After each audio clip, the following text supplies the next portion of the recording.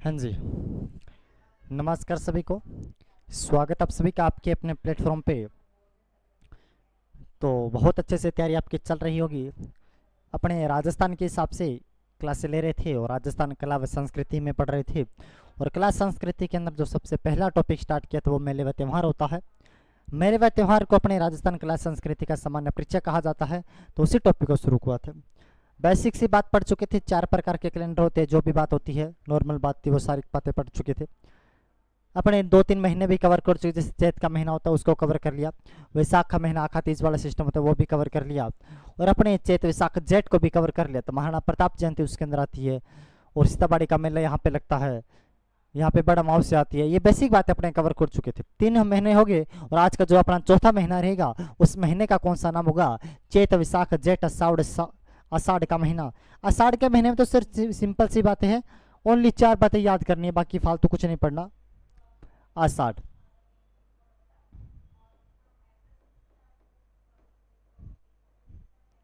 आषाढ़ के महीने में सिर्फ 4 बातें याद करनी है, फालतू नहीं पढ़ना कुछ भी। तो कौन सी 4 बातें याद करनी है अपने को, वो चलते हैं अभी। कौन सी 4 बातें अपने को पढ़नी है? नहीं चलता। अच्छा, आषाढ़ के महीने में एक साइड का कौन सा पक्ष होता है? एक साइड को कृष्ण कहा जाता है, एक साइड को शुक्ल पक्ष कहा जाता है।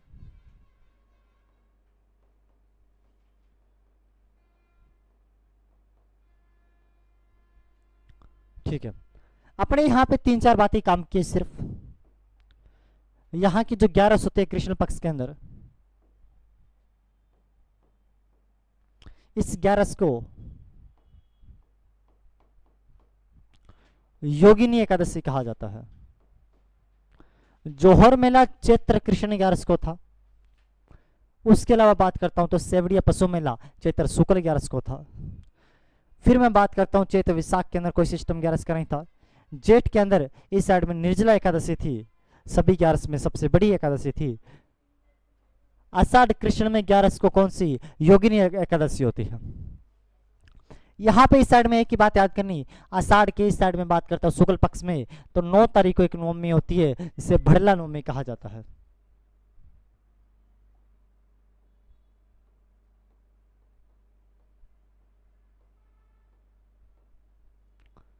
जिसे भड़ला नवमी कहा जाता है, 9 तारीख को एक नवमी होती है।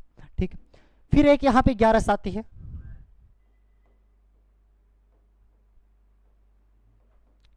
जिसे देवसेनी एकादशी कहा जाता है। ये वही 11 होती है जिसके पश्चात कहा जाता है अभी 4 साल तक, 4 महीने तक कोई भी शादी का मुहूर्त नहीं निकलेगा, यानी कि शादी का कोई भी सावा नहीं होगा। क्योंकि आपको बेसिक सा पता होगा राजस्थान कल्चर के अंदर जब विवाह पे फेरे होते हैं तो अपने नॉर्मल जो हिंदू वर्ग है वो लगभग विष्णु को अपना साक्षी मानता है।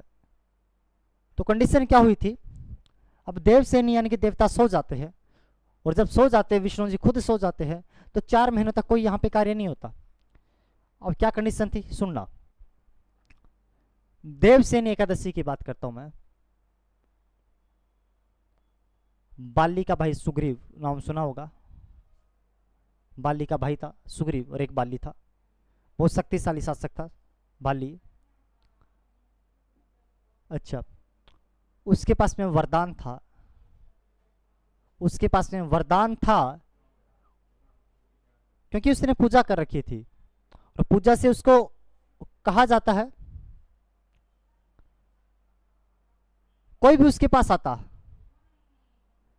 कोई भी उसके पास में आता तो किसी को खाली नहीं लौटाता, और अपनी शक्तियों का गलत यूज करता। बाली गलत यूज करता था तो सभी को संकट में आ गया, धर्म संकट में आ गया। भी अभी करे तो करे क्या? विष्णु जी को पता चला वैसे तो सभी को खत्म कर देगा ही, ऐसे तो सभी को खत्म कर देगा, कुछ तो करना पड़ेगा इसका इलाज। अब क्या करना पड़ेगा? तो विष्णु जी खुद यहाँ पे ब्राह्मण पंडित का रूप धारण करते हैं और इसके बाद बाली के पास आते हैं। बाली से पूछते हैं, मैंने सुना है महाराज आप कभी किसी को खाली नहीं लौटाते। बाली ने कहा, बच्चा कहाँ से सुना भाई आपने? महाराज मैंने कहीं से नहीं सुना, आपकी काफी चर्चा है भी, आप कभी किसी को जो आपके पास में आ जाता है आप किसी को खाली नहीं लौटाते, ये मैंने आज तक काफी सुना है। बाली बोलते बिल्कुल सही सुना, आपको क्या चाहिए मांगो भैया, आपको खाली नहीं लौटाऊंगा। वो ब्राह्मण बन के आते हैं हनुमान जी, वो विष्णु जी, और बोलते हैं मुझे जो चाहिए आप दे नहीं पाओगे। बाली बोलते यार मांगो तो सही, फालतू की टोंट मत मारो, क्या चाहिए जल्दी से बताओ। कि मुझे चाहिए 3 गज जमीन।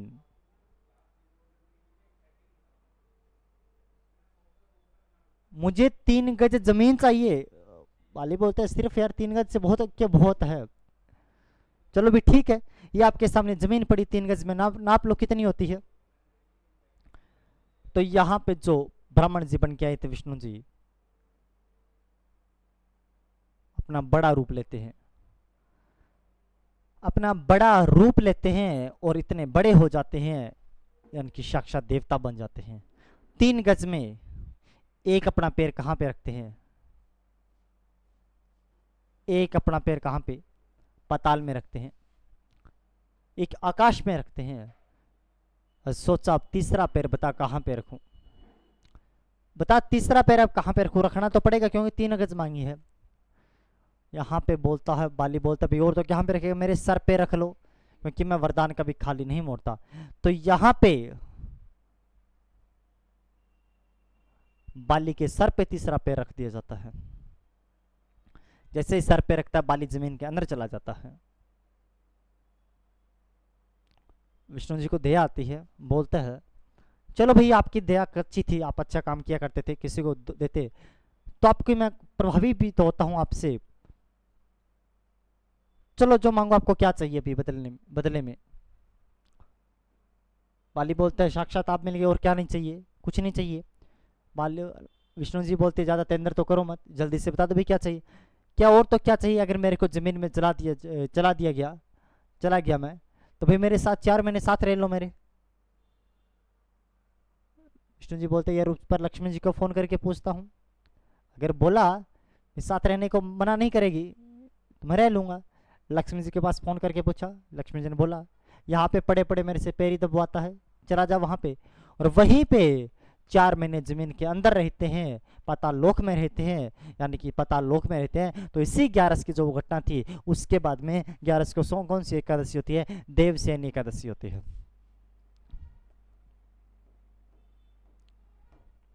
देवता सो जाते हैं। आषाढ़ की कृष्ण की 11 को योगिनी एकादशी, शुक्ल की नवमी को भडला नवमी, 11 को देवसेनी एकादशी, और 15 को आज तो गुरु, जब देव सो जाते हैं तो आज तो किस पे होती है, गुरु पे होती है, उसे गुरु पूर्णिमा या फिर बुद्ध पूर्णिमा कहा जाता है।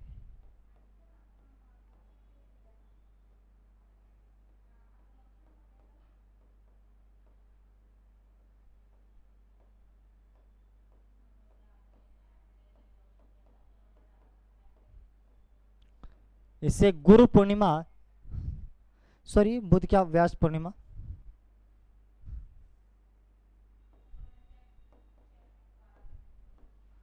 इसे गुरु पूर्णिमा या फिर कौन सी पूर्णिमा कहा जाता है, इसे गुरु पूर्णिमा या फिर व्यास पूर्णिमा के नाम से जाना जाता है। ये बात आपको पता होनी चाहिए, ठीक है। ये आज का महीना योगिनी 11 को एकादशी होती है, भल्ला नवमी देवसेनी एकादशी को गुरु पूर्णिमा होता है, और गुरु पूर्णिमा को कौन सा, तो व्यास पूर्णिमा के नाम से जाना जाता है। ये आपको पता होना चाहिए, ठीक।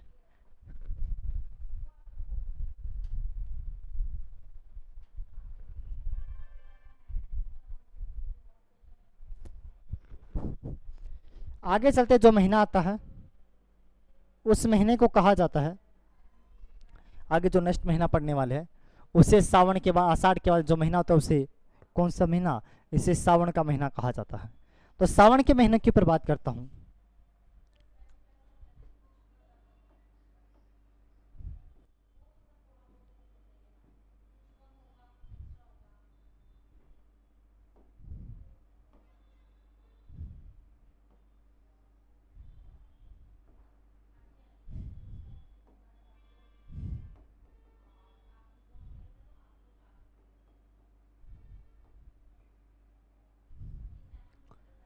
सावन में एक कृष्ण पक्ष होता है,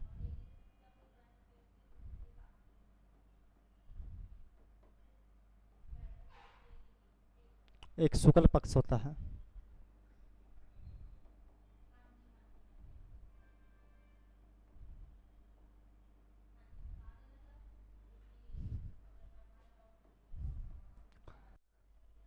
कृष्ण पक्ष में बात करते जो पहला सोमवार होता है,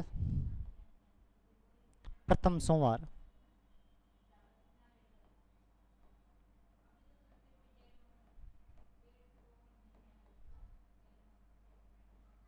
शिव जी को समर्पित होता है।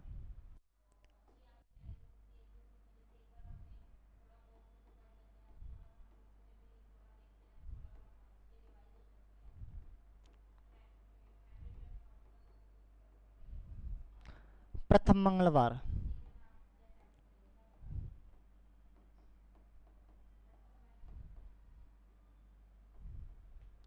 मंगला गौरी को समर्पित होता है।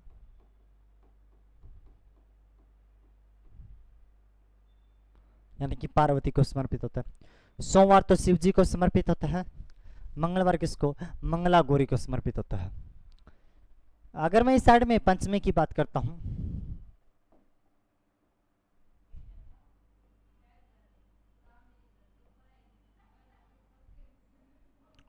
उसे नाग पंचमी कहा जाता है।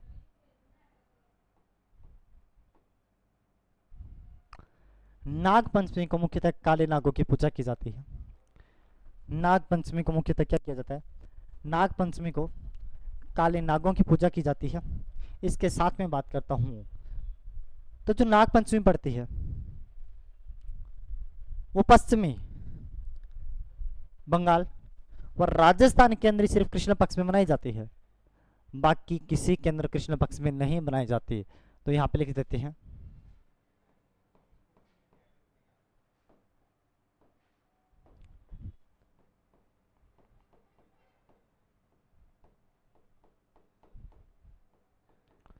काले नागों की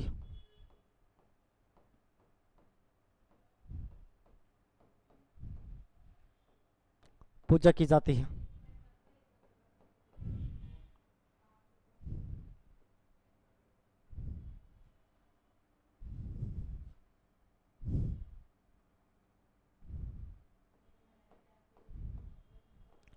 संपूर्ण भारत में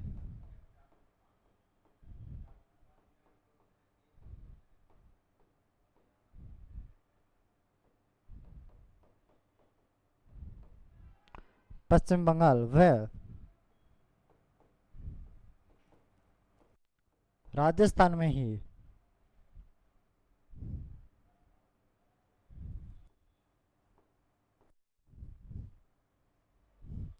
कृष्ण पक्ष में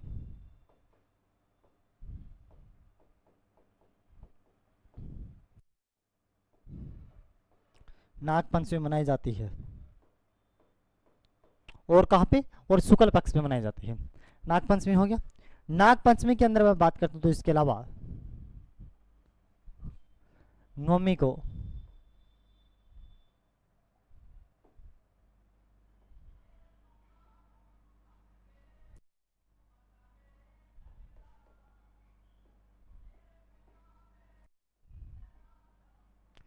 नेवड़ा नवमी कहा जाता है।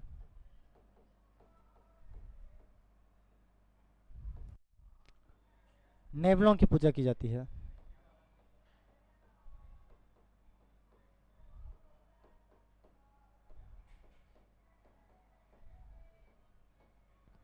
और फिर बात करता हूँ अमावस को, सावन के अमावस को।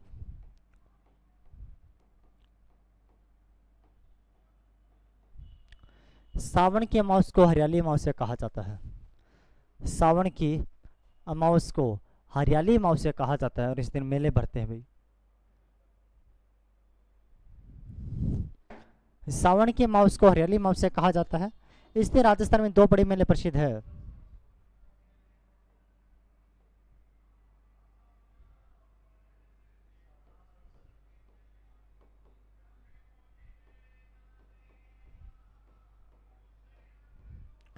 कल्प वृक्ष का मेला,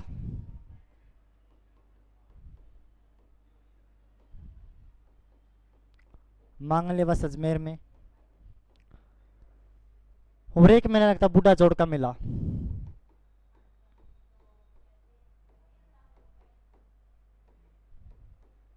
गंगानगर में। और इसी बूढ़ा जोड़ को राजस्थान का अमृतसर कहा जाता है।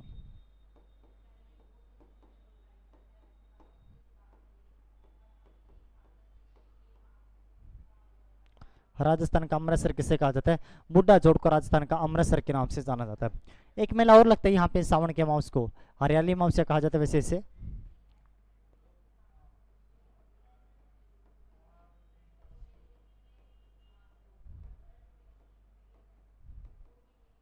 हरियाली माउस के नाम से इसे जाना जाता है। ठीक है, एक मेला और लगता है इस दिन।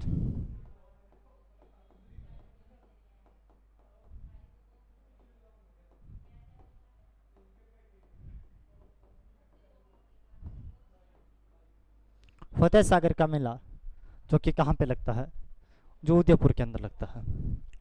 फतेह सागर का मेला कहाँ पे लगता है? उदयपुर के लगता है। ये बेसिक से मेले आपको पता होना चाहिए। मैं सावन की शुक्ल पक्ष में बात करता हूँ, तो 30 को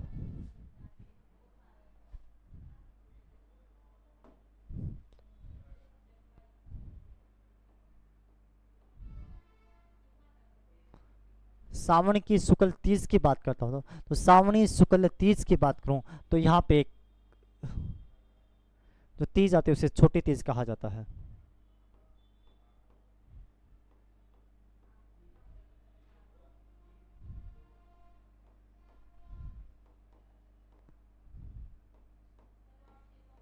हरियाली तीज, छोटी तीज।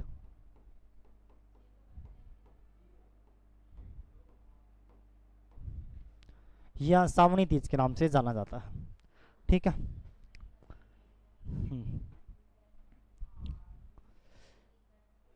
एकदम ओके। जो हरियाली तीज आती है ना, वो सावन के अंदर। अब इसको छोटी क्यों बोला? क्योंकि पहले आ जाती है। बड़ी तीज अभी आने वाली है। बड़ी तीज जो भादवे का महीना आएगा, बड़ी तीज की अलग से विशेषता भी बताऊंगा भैया आपको। बड़ी तीज बूंदी की प्रसिद्ध है, नीम के वृक्ष की पूजा की जाती है। कजरी तीज, उसको सातुड़ी तीज, बड़ी तीज, बूढ़ी तीज, सभी उसी के नाम पड़ते हैं। ये सारी बातें वहां पे पढ़ने वाले अपने। यहाँ पे छोटी तीज की बात पड़ी है। छोटी तीज, हरियाली तीज, सावनी तीज। अच्छा, इस दिन क्या होता है?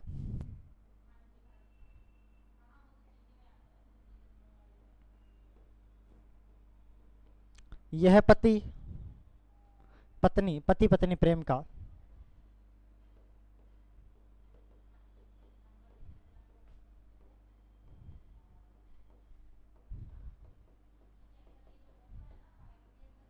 सबसे पवित्र त्योहार है।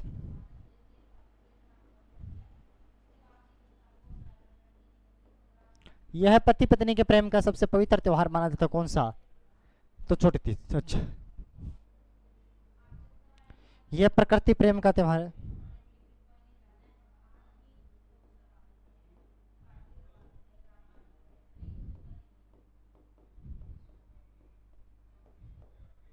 ये प्रकृति प्रेम का त्योहार माना जाता है।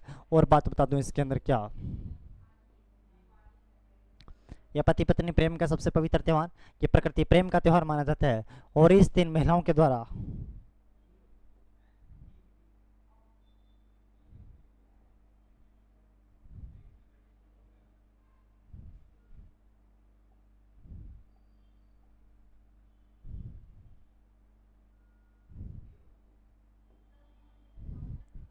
महिलाओं के द्वारा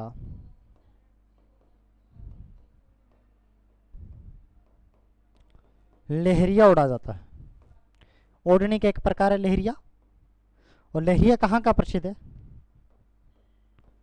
जयपुर का प्रसिद्ध है। ये लहरिया महिलाओं के द्वारा यहाँ पे इसी दिन को ओढ़ा जाता है। ठीक है, आगे चलता हूँ मैं।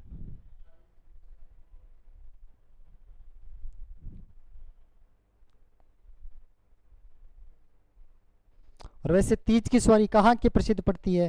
तो लहरिया जयपुर का प्रसिद्ध है। और तीज की सवारी कहाँ की पड़ती है? तो तीज की सवारी भी कहाँ की पड़ती है? ये भी जयपुर की प्रसिद्ध है। ये साइड में लिख देना, तीज की सवारी।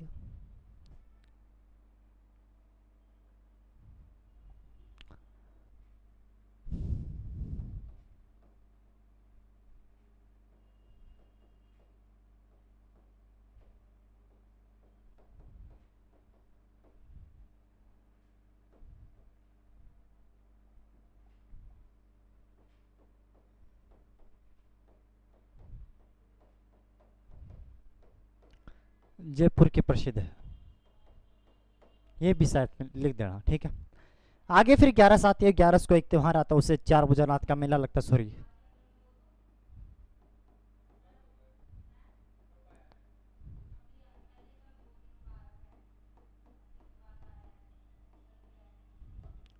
मेड़ता नागौर में। आपसे बेसिक सा पूछेगा, चार भुजनाथ का मेला कहाँ पे लगता है, तो मेड़ता नागौर में कौन सा मेला लगता है, चार भुजनाथ का मेला। और कब लगता है, तो आप बोल देना श्रावण शुक्ल 11 को कौन सा मेला लगता है, चार भुजनाथ को मेला भरता है मेड़ता नागौर में। फिर आती है सावणी की पूर्णिमा।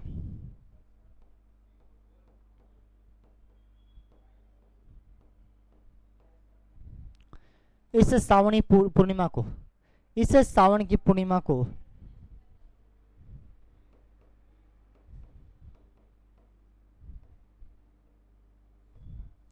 रक्षाबंधन होता है।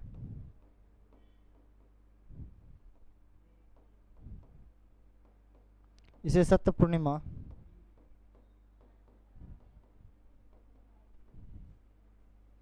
नारियल पूर्णिमा कहते हैं। रक्षाबंधन को सत्य पूर्णिमा भी कहा जाता है, नारियल पूर्णिमा भी कहा जाता है। और आपको एक बात बता दूं, संस्कृति दिवस इसी दिन मनाया जाता है, संस्कृत दिवस इसी दिन मनाया जाता है। और इसी दिन अमरनाथ में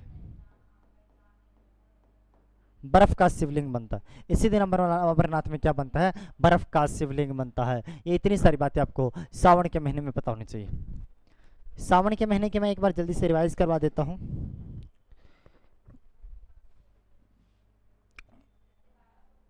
सावणी में इस साइड में बात करते हैं तो सावन का पहला सोमवार शिव जी को समर्पित है, पहला मंगलवार मंगला गौरी को समर्पित है, पंचमी को नाग पंचमी मनाई जाती है। पूरे भारत में नाग पंचमी प्रसिद्ध है शुक्ल पक्ष की, लेकिन पश्चिम बंगाल राजस्थान में कहाँ की प्रसिद्ध है, तो यह कृष्ण पक्ष की प्रसिद्ध है। नवमी को एक मेला पड़ता है, नेवलों की पूजा की जाती है, नेवला नवमी जिसे कहा जाता है। माउस की बात करते हैं तो माउस को जो आती है उसे कौन सी, हरियाली अमावस्या कहा जाता है। हरियाली अमावस्या को दो बड़े मेले लगते हैं, एक जो मेला लगता है उसे मंगलेवास का मेला कहा जाता है, कल्पवृक्ष का मेला मंगलेवास अजमेर में लगता है। और दूसरा जो मेला लगता है उसे कौन सा मेला कहा जाता है, उससे बूढ़ा जोड़ का मेला लगता है। और बूढ़ा जोड़ का मेला कहाँ पे लगता है, बूढ़ा जोड़ का मेला मुख्यतः लगता है कहाँ पे, तो राजस्थान के अंदर लगता है, गंगानगर के अंदर लगता है। और इसके बारे में एक बात बता दूं आपको, राजस्थान का अमृतसर भी किसे कहा जाता है, बूढ़ा जोड़ के मेले को राजस्थान का अमृतसर के नाम से जाना जाता है। अगर मैं इस साइड में बात करता हूँ 30 की तारीख को, 3 तारीख को इस साइड में बात करूँ तो यहाँ पे छोटी तीज आती है, छोटी तीज हरियाली तीज जिसे कहा जाता है, सावणी तीज जिसे कहा जाता है, ये छोटी तीज होती है। पति पत्नी के प्रेम का सबसे पवित्र त्यौहार इसे माना जाता है, प्रकृति प्रेम का त्यौहार यही होता है। अच्छा, इस दिन लहरिया उड़ा जाता है, लहरिया चोड़ने का एक प्रकार होता है, जयपुर का प्रसिद्ध है। लहरिया जो तीज की सवारी है जयपुर की प्रसिद्ध पड़ती है। 11 को चार भुजानाथ का मेला लगता है, मेड़ता नागौर के अंदर लगता है। फिर बात करते हैं 15 को रक्षाबंधन आती है। रक्षाबंधन की बात करें तो अपने इसे सत्य पूर्णिमा, नारियल पूर्णिमा भी कहा जाता है, भाई बहन का सबसे पवित्र त्यौहार इसे माना जाता है। और इसी दिन संस्कृति दिवस मनाया जाता है। और इसी दिन अमरनाथ के अंदर जो बर्फ़ का शिवलिंग बनता है वो कौन से दिन बनता है, वो इसी दिन अमरनाथ में कौन सा शिवलिंग बनता है, बर्फ़ का शिवलिंग बनता है। ये बातें आपको बहुत अच्छे से पता होनी चाहिए, ठीक है। आगे मैं बात करता हूँ भादवे के महीने की, चलते भादवे के महीने के ऊपर।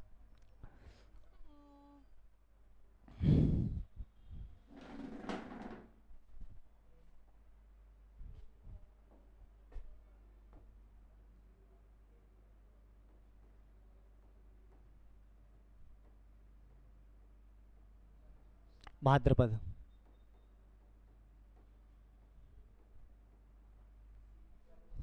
जब वो अपने आप में बहुत प्रसिद्ध भाद्रपद का महीना, इसके सभी की सभी चीज़ें काम की है। बहुत बारीकी से पढ़ेंगे इसको भाद्रपद के महीने को, और बस समझते जाना, बहुत सिंपल है भाद्रपद का महीना, इतना ज़्यादा मुश्किल नहीं है।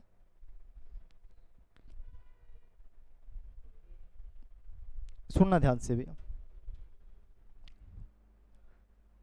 भाद्रपद में इधर आता है कौन सा पक्ष आता है, कृष्ण पक्ष आता है।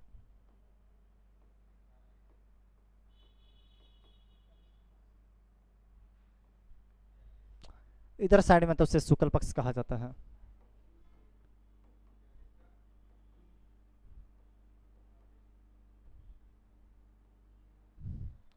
एक साइड में कृष्ण पक्ष होता है, एक साइड में इसे शुक्ल पक्ष कहा जाता है।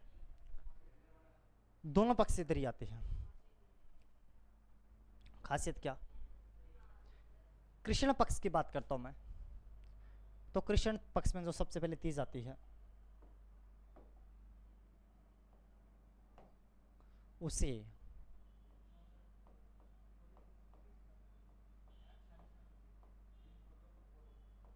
बड़ी तीज, बूढ़ी तीज, सातोड़ी तीज, कजली तीज भी कहा जाता है। आपसे बेसिक सा पूछेगा, बड़ी तीज कब आती है, बूढ़ी तीज कब आती है, सातोड़ी तीज कब आती है, या फिर कजली जो भी आता है ये कब आती है। तो तीज तो दे रखा है। भादवे की कृष्ण की जो तीज को होती है उसे बड़ी तीज, बूढ़ी तीज, सातोड़ी तीज के नाम से जाना जाता है। आपसे पूछेगा ये कहाँ की प्रसिद्ध है,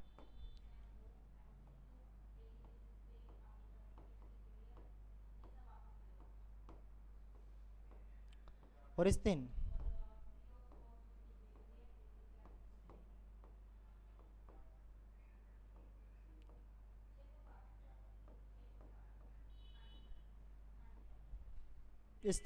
नीम वृक्ष की पूजा की जाती है। आपसे पूछेगा बड़ी तीज, बूढ़ी तीज, सातोड़ी तीज कब आती है और कौन से वृक्ष की पूजा की जाती है, तो नीम के वृक्ष के इसी दिन पूजा की जाती है। इसे सातोड़ी तीज, बूढ़ी तीज, बड़ी तीज के नाम से भी जाना जाता है। ये बातें भी आपको पता होनी चाहिए, ठीक है। आगे चलता हूं मैं, तीज, चौथ, पंचमी, छठ को बात करता हूं।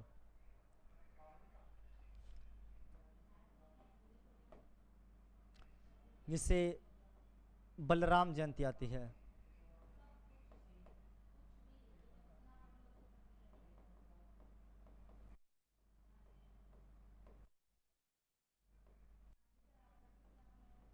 इसे हल छठ छठ भी कहा जाता है, चंदन छठ भी कहा जाता है, ऊब छठ भी कहा जाता है। और यहाँ पे हल के वृक्ष की पूजा की जाती है।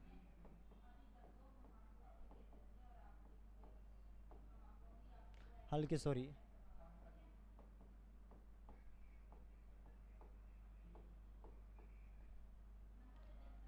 आपसे पूछेगा बलराम जयंती कब आती है, ऊब छठ कब आती है, हल छठ कब आती है, या फिर अगर मैं चंदन छठ की बात करूँ तो ये कब आती है। हल की पूजा कब की जाती है, ठीक है, छठ को आती है। फिर आता है अष्टमी।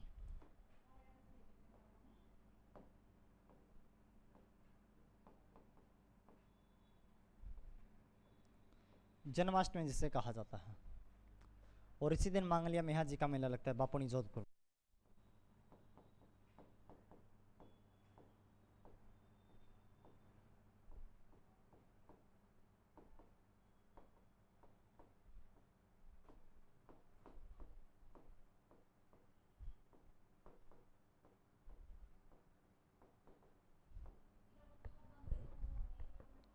इसी दिन मांगलिया मेहा जी का मेला कहाँ पे लगता है, बापिणी जोधपुर के अंदर लगता है, ठीक है।